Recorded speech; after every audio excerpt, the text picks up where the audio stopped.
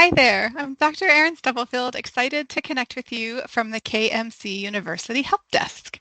Today, I want to tackle a question that we've been hearing recently about routine office visits. So let's dive into the distinction between an initial office visit and a routine office visit. At KMC University, we approach visit types through the lens of episodes of care. The first visit in an episode is either a new patient visit or an existing patient with a new condition. The initial visit is usually conducted in an evaluation and management format where we establish a comprehensive plan while billing evaluation codes or examination codes. And then comes our routine office visits. This is where the chiropractic magic happens. During these visits, we'll implement the treatment plan we created back on that initial visit. And we typically document routine visits using the SOAP or SOAP chart note format. So you might wonder, what's the main goal of a routine office visit? Well, the great news is that you don't need nearly as much information on a routine office visit when compared to an initial visit.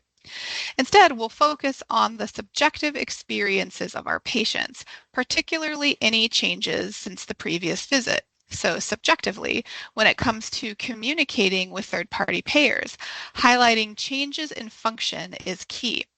While discussing pain levels is beneficial, and there's lots of other information that's important in your subjective, payers are primarily interested in the functional goals that we set, again, during that initial visit, and they want to see clear evidence of progress documented in our routine office visits. And then we move on to the objective. The objective section is the manifestation of what the doctor has learned and the observable, measurable data that supports what the patient reported. Spinal restrictions, soft tissue changes, etc. We happen to think that utilizing the same thing that you would in Medicare with the PART protocol, or PART, is a very simple way to handle the objective section. Our objective and subjective come together in the assessment. This is where you put on the doctor hat and you say, okay, I learned this in the subjective, I learned this in the objective, and here's what I think. The patient is getting better, the patient's not getting better. Well, why? Do they need more care? Again, why? If there's been an exacerbation or something like that, this is where we elaborate on. Typically, a few sentences in your assessment will suffice. And finally, the P, or the plan. What did you do today, right? Where did you adjust? What services did you provide if it was a modality or a procedure? And of course, the detail here is necessary to record in the plan. We think that these routine office visits can be very quick if you've laid the proper documentation foundation. We happen to think that the model that we teach at KMC University is an excellent model.